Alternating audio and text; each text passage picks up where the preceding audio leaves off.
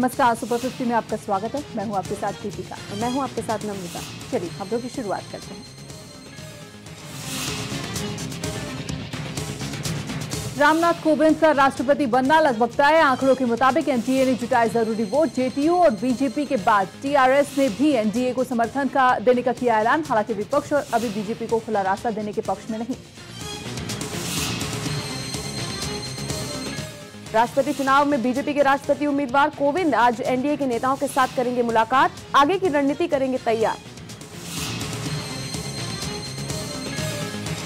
BJP अध्यक्ष अमित शाह द्वारा रामनाथ कोविंद के नाम की घोषणा करते ही कांग्रेस नेता गुलाम नबी आजाद ने मोदी सरकार पर निशाना साधा। उन्होंने कहा कि पहले ही बीजेपी ने नाम सोच लिया था, कांग्रेस से मिलकर सिर्फ खानापूर्ति की है। राष्ट्रपति उम्मीदवार के तौर पर बिहार के राज्यपाल रामनाथ कोविंद का नाम सामने आने के बाद विपक्ष की ओर से पूर्व लोकसभा स्पीकर मीरा कुमार का नाम माना जा रहा है तय। सूत्रों के मुताबिक दलित होने के चलते मीरा कुमार की उम्मीदवारी मानी जा रही है पक्की। बीजेपी के राष्ट्रपति उम्मीदवार का समर्थन करने की बात पर शिवसेना का बयान। कहा वो इस बारे में अपना अंतिम फैसला आज बताएगी। 17 जुलाई को होने वाले राष्ट्रपति चुनाव के लिए 4 और लोगों ने किया दाखिल अपना नामांकन पत्र। हालांकि दस्तावेजों के अभाव के चलते एक व्यक्ति का नामांकन पत्र कर दिया गया है खारिज। लोकसभा सचिवालय के अनुसार अब तक 19 लोगों ने दाखिल किया नामांकन पत्र। चुनाव आयोग ने जारी की नामांकन की तारीख 28 जून तक। उम्मीदवार राष्ट्रपति चुनाव के लिए नामांकन भर सकते हैं। राष्ट्रपति पद के उम्मीदवार को 15,000 रुपए की फीस करानी होगी जमा। प्रधानमंत्री नरेंद्र मोदी अंतर्राष्ट्रीय योग दिवस इस बार लखनऊ में मनाने वाले हैं। मुख्यमंत्री योगी आदित्यनाथ करेंगे स्वागत। अंतर्राष्ट्रीय योग दिवस कार्यक्रम से पहले पीएम मोदी के दौरे की तैयारियों को लेकर लखनऊ में आपस में ही भिड़े पुलिस के अफसर। लखनऊ के एसएसपी दीपक कुमार और स्पेशल इन्वेस्टिगेशन टीम के एसपी नागेश्वर सिंह के बीच भरी सभा में तू मैं का वीडियो वायरल। सीएम योगी के अलावा पीएम मोदी के साथ योगी के मंत्री और आरएसएस के सह सर कार्यवाहक दत्त्रेय होसबोले, कृष्ण गोपाल, बीजेपी के संगठन मंत्री सुनील बंसल भी रहेंगे मौजूद।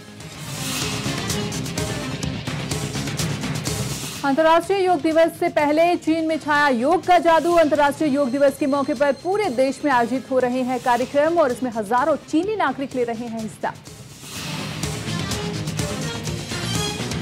विश्व योग दिवस से ठीक पहले भारत सरकार ने योग के जरिए अपनी शक्ति को रखा दुनिया के सामने। योग के जरिए विश्व भर में भारत दिखा रहा है अपनी उपस्थिति। तीसरे अंतर्राष्ट्रीय योग दिवस की आहट पूरे विश्व में दे रही है सुनाई। यूएन के न्यूयॉर्क स्थित हेडक्वार्टर की बिल्डिंग पर रोशनियों से लिखा योगा कल शाम बेहद ही खूबसूरत नजर आया। एक राष्ट्र एक कर के सपने को पूरा करने वाला जीएसटी 1 जुलाई से होने वाला है लागू। पूरे देश में इस नई कर व्यवस्था को लागू करने के लिए मोदी सरकार ने पूरी की तैयारियां। संसद भवन में 30 जून की आधी रात को भव्य कार्यक्रम का होगा आयोजन। इसी के साथ ही जीएसटी को लॉन्च किया जाएगा। इस मौके पर प्रधानमंत्री मोदी के साथ साथ विपक्षी पार्टियों के नेता होंगे। संभावना है कि राष्ट्रपति से जीएसटी को लॉन्च कराया जाएगा। जीएसटी के प्रचार प्रसार के लिए बिग बी को बनाया गया है ब्रांड एम्बेसडर। देश में इनडायरेक्ट टैक्स की नई प्रणाली जीएसटी 1 जुलाई से लागू होगी। जीएसटी की एडवर्टाइजिंग के लिए बॉलीवुड के महानायक अमिताभ बच्चन को चुना गया है। अमिताभ जल्द ही सभी प्रचार माध्यमों पर जीएसटी का प्रचार करते नजर आएंगे।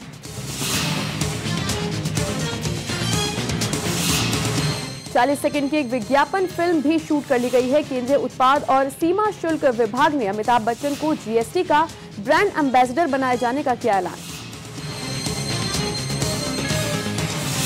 राम मंदिर निर्माण की मुहिम को धार देने की तैयारियों में जुटी विश्व हिंदू परिषद। मंदिर निर्माण के लिए रामनगरी अयोध्या में राजस्थान के वंशी पहाड़ से पत्थरों की खेप का आगमन शुरू। राम सेवकपुरम की कार्यशाला में पहुंचे 2 ट्रक पत्थर।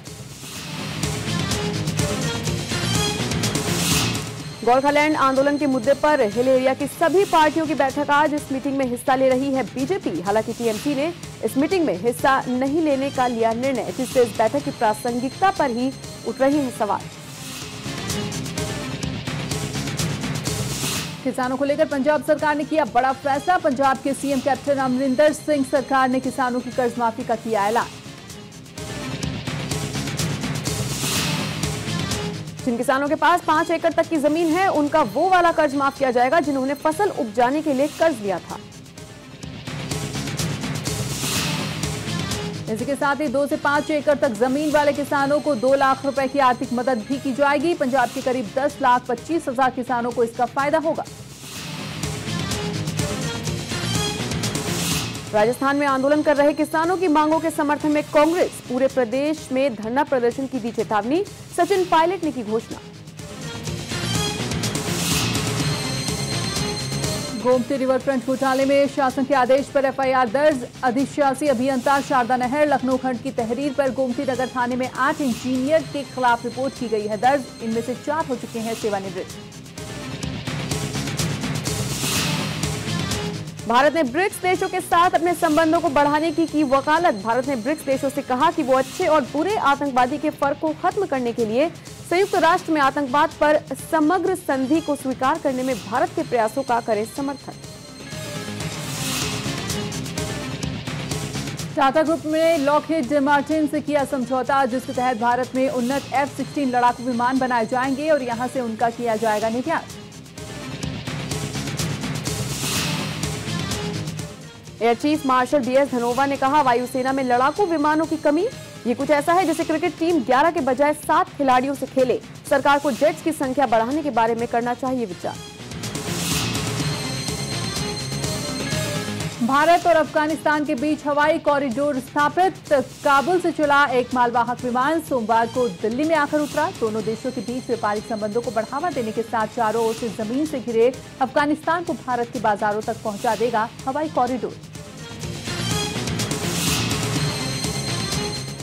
केंद्र सरकार ने प्रधानमंत्री आवास योजना के तहत शहरी गरीबों के लिए 20 लाख से ज्यादा मकान बनाने को दे दी है मंजूरी। केंद्रीय शहरी विकास मंत्री एम वेंकैया नायडू ने बताया कि लोगों को किफायती मूल्य पर दिए जाएंगे ये मकान।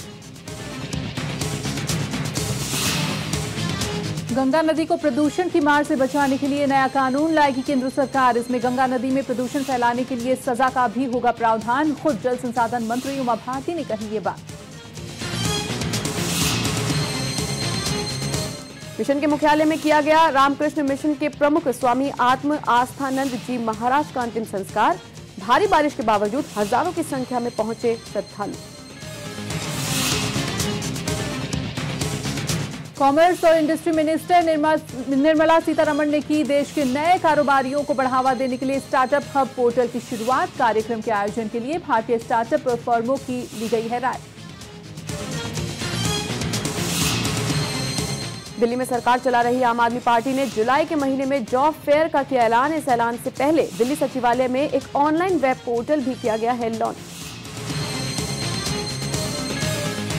सीबीआई के एक दल ने धन शोधन के आरोपों के सिलसिले में दिल्ली के स्वास्थ्य मंत्री सत्येंद्र जैन की पत्नी से की पूछताछ। इस पर प्रतिक्रिया व्यक्त करते हुए दिल्ली सरकार ने केंद्र सरकार पर लगाया आरोप।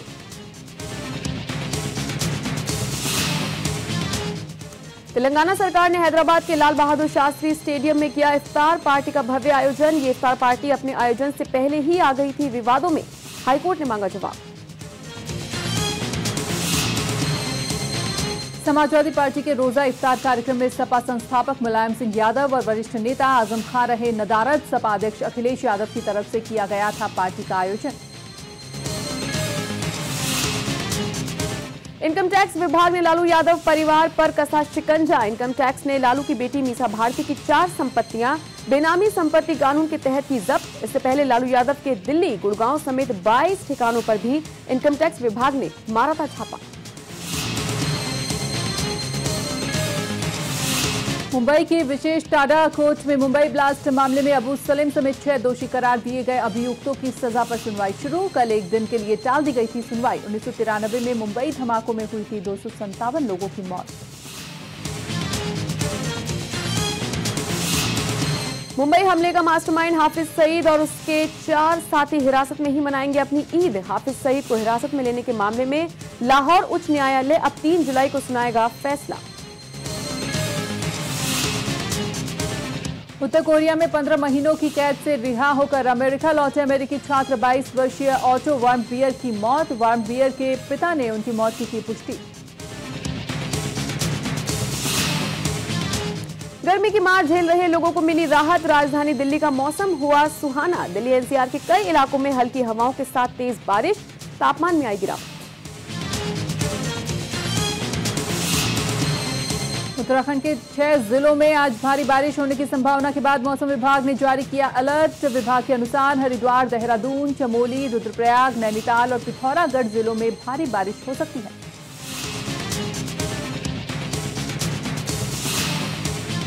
बांग्लादेश में भारी बारिश के बाद फिर से भूस्खलन की अलग अलग घटनाओं में लगभग 5 लोगों की मौत। मृतकों की संख्या में वृद्धि होने की आशंका बरकरार। कैब ऐप आधारित सेवा उबर ने दिल्ली, मुंबई, चेन्नई और कोलकाता में पायलट कार्यक्रम के तौर पर उबर पास सेवा शुरू करने की घोषणा, जो यात्रियों को एक आराम और बेहतरीन सेवा का देगी अनुभव।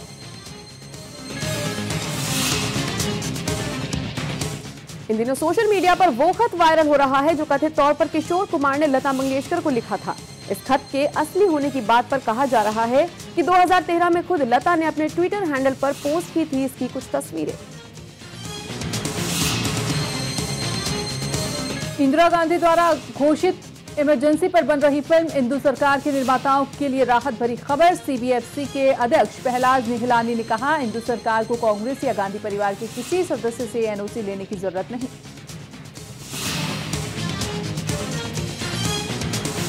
मशहूर भोजपुरी अभिनेत्री और मॉडल अंजलि श्रीवास्तव ने कथित तौर पर की आत्महत्या। डिप्रेशन में थी अभिनेत्री, पुलिस जांच में जुटी। आईपीएल की 2 टीमों के मालिक जेएमआर और शाहरुख खान ने दक्षिण अफ्रीका सीएसए की 8 टीमों की टी20 ग्लोबल लीग में खरीदी फ्रेंचाइजी। इसका आयोजन नवंबर-दिसंबर में होगा।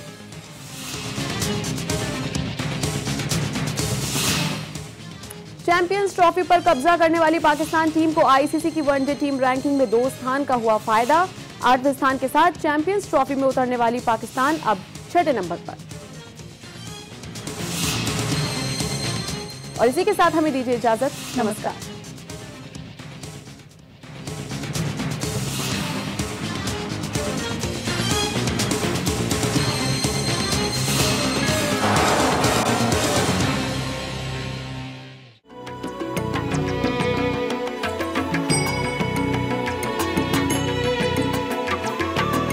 सर्वधर्म संगम, धर्म के सच्चे